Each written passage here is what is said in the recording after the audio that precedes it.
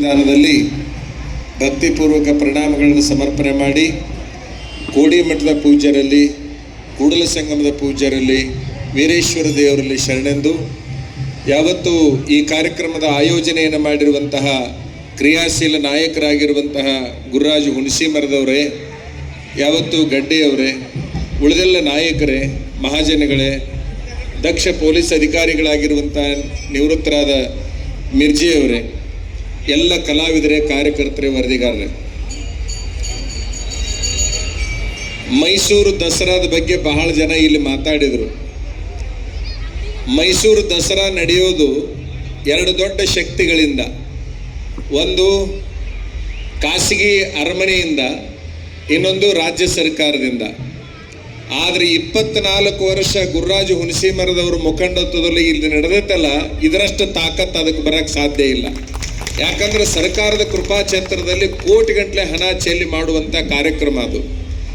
ಆದರೆ ಗಮನಿಸಬೇಕು, ಉತ್ತರ ಕರ್ನಾಟಕದಲ್ಲಿ ಬಹುಶಃ ಇಷ್ಟು ಅಪರೂಪದ ಕಾರ್ಯಕ್ರಮವನ್ನು ಯಾರಾದರೂ ಮಾಡ್ತಾರೆ ಅಂದರೆ ಅದು ಗುರುರಾಜು ಹುಣಸಿಮರದ ಮಾತ್ರ ಮಾಡ್ತಾರೆ ಅನ್ನೋದನ್ನು ನಾವು ಮುಕ್ತ ಕಂಠದಿಂದ ಹೇಳಬೇಕಾಗ್ತದೆ. ಹಿಂದೆ ಸಾರೆ ಬಂದಾಗ 5 ಆನೆಗಳಿದ್ವು, ಇಲ್ಲಿ 5 ಆನೆ ಇದ್ದು. ಈಗ ಅವರು 11 ಆನೆ ತರಿಸುವಷ್ಟು ಗಟ್ಟಿದಾರ ಅವರು. ಆದರೆ 2 ಯಾಕೆ ಬಂದಾವಪ್ಪ ಅಂದ್ರೆ ಕಾನೂನು ಭಾಳ ಎಡವಟ್ಟು ಬಂದಾವ. ನಮ್ಮ ಮಠದ ಆನಿನ ಸರ್ಕಾರದವ್ರು ತಗೊಂಡು ಹೋಗ್ಯಾರಿ. ಅಂದ್ರೆ ಸರ್ಕಾರದಲ್ಲಿ ಅಧಿಕಾರಿಗಳು ಅಯೋಗ್ಯರು ಬಂದಾರ. ನಿಮಗೆ ಇನ್ನೂ ಹೇಳ್ಬೇಕಂದ್ರೆ ರಾಜಕೀಯ ನಾಯಕರು ಅಯೋಗ್ಯರು ಬಂದಾರ. ನನಗೆ ಮೇನಕಾ ಗಾಂಧಿ ಫೋನ್ ಮಾಡ್ಯಾಳ. ನಾ ಹೇಳೋದು ಗೊತ್ತಾತ ನಿಮಗೆ? ಆಕೆ ಎಲ್ಲಿರ್ತಾಳೆ ಅಂದ್ರೆ ಧಾರವಾಡದಾಗಿರಾಕಿರ ಅಲ್ಲ, ಬೆಂಗಳೂರಾಗಿರುವಾಕಿರ ಅಲ್ಲ, ಆಕೆ ಇರೋದು ದಿಲ್ಲಿಯಾಗ.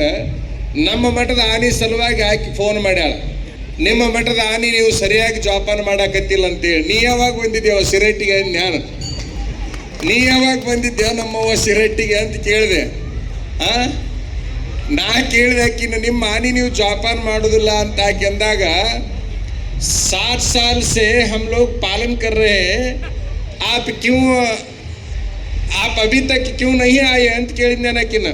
60 ವರ್ಷದಿಂದ ಜೋಪಾನ ಮಾಡಾಕತ್ತೀವಿ ಅದನ್ನ ಆನೆನ, ನೀ ಯಾವಾಗ ಬಂದೇ ಇಲ್ಲಲ್ಲೇ, ಯಾಕೆ ಇದನ್ನ ಕೇಳಾಕತ್ತಿದಿ ಅನ್ನುವಂಥ ಮಾತನ್ನು ಹೇಳಿದೆ.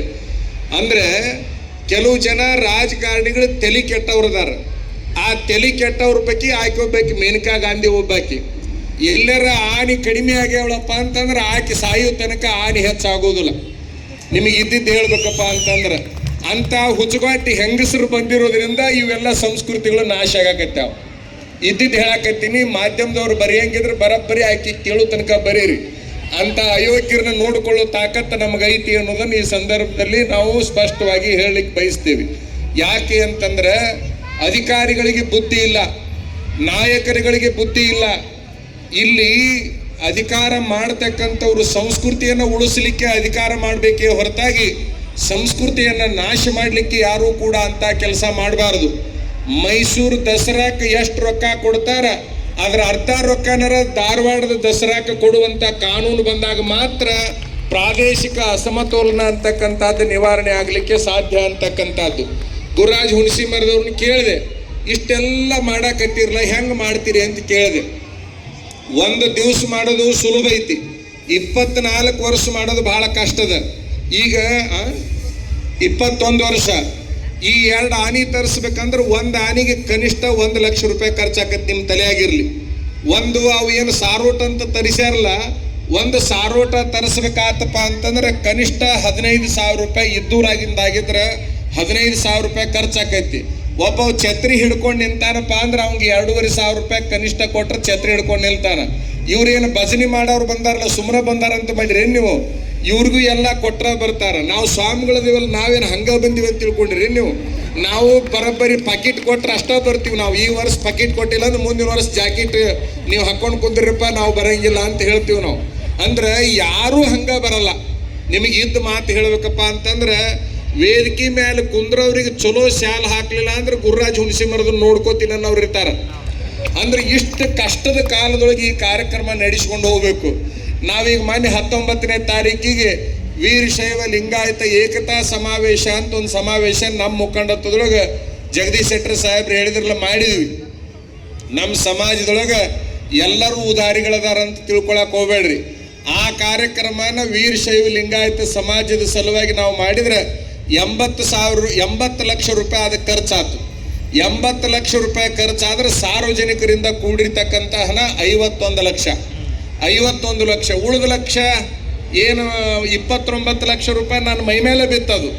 ಅಂದ್ರೆ ಗುರುರಾಜ ಹುಣಸಿ ಮರದ ಎಷ್ಟು ರೊಕ್ಕ ಉಳಿಸ್ಕೊಂತಾರನ ಅನ್ನೋ ಮಂಗ್ಯನ ಮಕ್ಕಳು ಇಲ್ಲಿಗೆ ಬಂದು ಹಿರಿತನ ಮಾಡಿದ್ರೆ ಗೊತ್ತಾಗುತ್ತೆ ಹೊರತಾಗಿ ಇಲ್ಲ ಅಂದ್ರೆ ಬರೀ ಅಲ್ಲಿ ಮನ್ಯಾಗ ಕೂತ್ಕೊಂಡು ಅಪವಾದ ಕೊಟ್ಟರು ಗೊತ್ತಾಗೋದಿಲ್ಲ.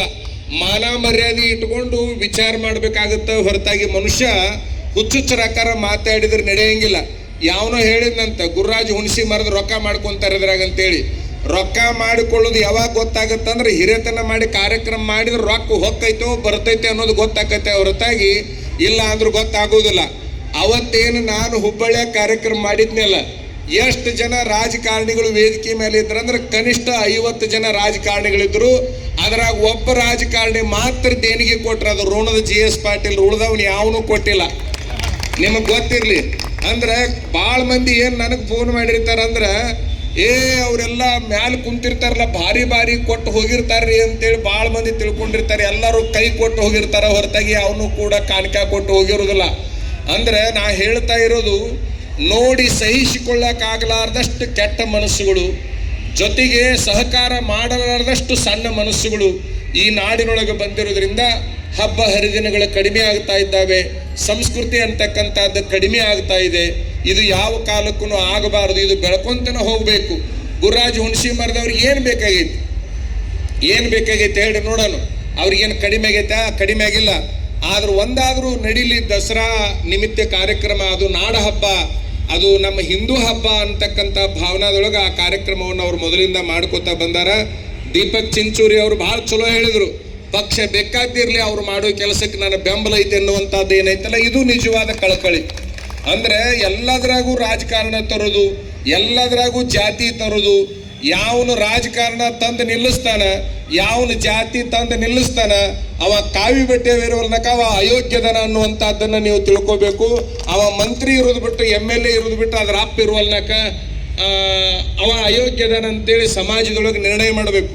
ಎಲ್ಲಿಯವರೆಗೆ ಸಮಾಜದೊಳಗೆ ಪ್ರಜ್ಞಾ ಬರೋದಿಲ್ಲ ಅಲ್ಲಿಯವರೆಗೆ ಅಯೋಗ್ಯರ ಸಾಮ್ರಾಜ್ಯ ನಿಲ್ಲೋದಿಲ್ಲ ಅಂತಕ್ಕಂಥದ್ದನ್ನು ನೀವು ಅರ್ಥ ಮಾಡ್ಕೊಳ್ಬೇಕು ಅನ್ನುವಂಥ ಮಾತನ್ನ ಈ ಸಂದರ್ಭದಲ್ಲಿ ಹೇಳಿ, ನಾವು ಕೂಡ ಈ ಕಾರ್ಯಕ್ರಮಕ್ಕೆ ಸದಾ ಕಾಲ ಬೆಂಬಲ ಆಗಿರ್ತಕ್ಕಂಥವ್ರು. ಖಾಲಿ ಬೆಂಬಲ ನಮ್ಮದು, ಕೈ ಬೆಂಬಲ ಅಲ್ಲ, ಖಾಲಿ ಬೆಂಬಲ ಇದ್ದಿದ್ದು ಹೇಳ್ತೀವಿ.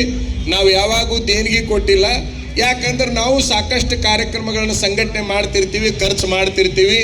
ಆದರೂ ಕೇಳಿದೆ, ನಿಮಗೆ ಬಹಳ ತ್ರಾಸ ಆಕೈತೆ ಇದು ಅಂತ ಕೇಳಿದೆ. ಏನು ಬಂದ್ರು ತಡ್ಕೊಂತೀನಿ ಅಜ್ಜಾರ ಅಂತ ಒಂದು ಮಾತನ್ನ ಅವ್ರು ಹೇಳಿದ್ರು. ಸಮಾಜದಾಗ ಬಹಳ ಚಂದ ನೆನಪಿನಾಗ ಇಟ್ಕೊಳ್ರಿ, ಯಾರೂ ಕೂಡ ಈ ಕಾರ್ಯಕ್ರಮಗಳಿಗೆ ಸ್ಪಂದನೆ ಮಾಡ್ತಕ್ಕಂಥವ್ರು ಇರೋದಿಲ್ಲ ಅಂತಕ್ಕಂಥದ್ದು. ಮೊನ್ನೆ ಹುಬ್ಬಳ್ಳಿ ಜಗದ್ಗುರು ನಮ್ಮ ಕಾರ್ಯಕ್ರಮಕ್ಕೆ 1,000 ಜನ ಸ್ವಾಮಿಗಳಿಗೆ ಪ್ರಸಾದ ಕೊಡುವಂತ ಕೆಲಸ ಮಾಡಿದ್ರು. ನಿಮ್ಮ ತಲೆಯಾಗಿರ್ಲಿ, 1,000 ಜನ ಸ್ವಾಮಿಗಳು, 10,000 ಜನ ಭಕ್ತರಿಗೆ ಊಟ ಕೊಡೋದು ಬಹಳ ಸುಲಭ ಐತಿ. ಆದ್ರೆ 1,000 ಜನ ಮಠಾಧಿಪತಿಗಳಿಗೆ 3,000 ಮಠದೊಳಗೆ ಏನೆಲ್ಲ ಅನುಕೂಲತೆಗಳನ್ನ ಅವರು ಕೊಡುವಂತ ಪ್ರಯತ್ನ ಮಾಡಿದ್ರು. ಆದ್ರೆ 100 ಕೋಟಿ 1000 ಕೋಟಿ ಗಳಿಸಿರ್ತಕ್ಕಂಥ ಶ್ರೀಮಂತರು ಏನದಾರಲ್ಲ, ಅವನು ಯಾವನು ಕೂಡ 10 ರೂಪಾಯಿ ಕೊಟ್ಟಿಲ್ಲ ಅಂತಕ್ಕಂಥದ್ದು ನಿಮ್ಮ ತಲೆಯಾಗಿರ್ಬೇಕು. ಅಂದ್ರೆ ನಾನು ಹೇಳೋದು ಯಾಕೆ ಎಲ್ಲದನ್ನು ಕ್ರೋಢೀಕರಣ ಮಾಡ್ಕೊಂಡು ಹೇಳ್ತಾ ಇದ್ದೀನಿ ಅಂದ್ರೆ, ಅಪವಾದಗಳನ್ನ ಕೊಡುವ ಪೂರ್ವದಲ್ಲಿ ಸ್ವಲ್ಪ ತಲೆಯಾಗ ಪ್ರಜ್ಞೆ ಇಟ್ಕೊಂಡು ಬಾಳೆ ಮಾಡ್ಬೇಕು ಸಮಾಜ ಅನ್ನುವಂಥದ್ದನ್ನ ಈ ಸಂದರ್ಭದಲ್ಲಿ ನಾವು ಹೇಳಕ್ ಬಯಸ್ತೀವಿ. ಸಂಸ್ಕೃತಿ ಮುಂದುವರಿಲಿ, ಸರ್ಕಾರ ಮತ್ತು ಅಧಿಕಾರಿ ವರ್ಗ ಆ ಸಂಸ್ಕೃತಿಗೆ ಬೆನ್ನೆಲುಬಾಗಿರ್ಬೇಕೇ ಹೊರತಾಗಿ ಅದಕ್ಕೆ ಮಾರಕವಾಗಿರಬಾರ್ದು ಅಂತಕ್ಕಂತಹ ಮಾತನ್ನ ಈ ಸಂದರ್ಭದಲ್ಲಿ ನಾವು ಹೇಳಲಿಕ್ಕೆ ಬಯಸ್ತೀವಿ. ಈ ಆನೆಗಳನ್ನ ತರಿಸೋದು, ಕಲಾವಿದರನ್ನು ತರಿಸೋದು, ಮರಳಿ ಅವ್ರನ್ನ ಮುಟ್ಸೋದು, ಇದೆಲ್ಲ ಏನೈತಲ್ಲ ಆ ಕಾರ್ಯಕ್ರಮ ಮುಗಿದ ಮೇಲೆ ಅದನ್ನೆಲ್ಲ ಮೇಂಟೈನ್ ಮಾಡೋದು, ಮಾಡ್ತಕ್ಕಂಥವನಿಗೆ ಚಿತ್ರ ಹಿಂಸೆ ಆಗ್ತಿರ್ತದೆ ಅಂತಕ್ಕಂಥದ್ದನ್ನ ಒಂದಿಷ್ಟು ಪ್ರಜ್ಞಾವಂತರು ಅರ್ಥ ಮಾಡ್ಕೊಳ್ಬೇಕು ಅನ್ನುವಂಥ ವಿಚಾರವನ್ನು ಈ ಸಂದರ್ಭದಲ್ಲಿ ಹೇಳಿ, ಇದು ಬಹಳ ಮಾತಾಡೋ ಕಾರ್ಯಕ್ರಮ ಅಲ್ಲ, ಇದು ನೋಡುವ ಕಾರ್ಯಕ್ರಮ ಹೊರತಾಗಿ ಮಾತಾಡೋ ಕಾರ್ಯಕ್ರಮ ಅಲ್ಲ ಅನ್ನೋದು ನಮಗೆ ಗೊತ್ತದೆ. ಇನ್ನೂ ಜಗದ್ಗುರುಗಳವರ ಆಶೀರ್ವಚನ ಐತಿ. ಮಿರ್ಜಿ ಸಾಹೇಬರು ಬಹಳ ದೂರದಿಂದ ಬಂದಾರ. ಈಗ ನನ್ನ ಮಕ್ಕಳಿದ್ದವ್ರು ಹೇಳ್ತಾ ಇದ್ರು, ಜ್ಯೋತಿ ಪ್ರಕಾಶ್ ಮಿರ್ಜಿ ಅವರು ಇಲ್ಲೂ ಕೂಡ ದಕ್ಷ ಪೊಲೀಸ್ ಅಧಿಕಾರಿಯಾಗಿ ಕೆಲಸ ಮಾಡಿದ್ರು, ಬೆಳಗಾವದಾಗ ಕೆಲಸ ಮಾಡಿದ್ರು, ಅಧಿಕಾರದಾಗಿದ್ದಾಗ ಹೆಂಗಿದ್ರು ನಿವೃತ್ತರಾದ ಮೇಲೂ ಕೂಡ ಹಂಗಾದಾರ ಅಂತಕ್ಕಂಥ ಮಾತನ್ನ ಹೇಳಿದ್ರು. ಹಿಂಗಿರೋರು ಬಹಳ ಕಡಿಮೆ ಇರ್ತಾರೆ, ಬಹಳ ಕಡಿಮೆ ಸಂಖ್ಯೆಯೊಳಗೆ ಇರ್ತಾರೆ. ಅಧಿಕಾರದಾಗಿದ್ದಾಗ ಆಟ ಉರಿದಾಡಿ ಮೆರೆದಾಡಿ ಹೋಗಿಬಿಟ್ಟು ಅಂದ್ರೆ ಅವು ಅಧಿಕಾರ ಕಳ್ಕೊಂಡು ಅಂತಂದ್ರೆ ಯಾತಕ್ಕೂ ಬರ್ಲಾರ್ದ ಕಸ ಹೊಡಿಯಕ್ಕೆ ಬರ್ಲಾರ್ದ ಕಸಬರಿಗೆ ಆಗಿರ್ತಾವಲ್ಲ ಹಂಗಾಗಿರ್ತಾವ. ಆದ್ರೆ ಕೆಲವು ಇವು ಗೌರವದಿಂದ ಇಟ್ಟುಕೊಂಡು ಬಾಳೆ ಮಾಡ್ತಕ್ಕಂಥವ್ರು ಆಗಿರ್ತಾರ. ಅದಕ್ಕೆ ಎಲ್ಲರೂ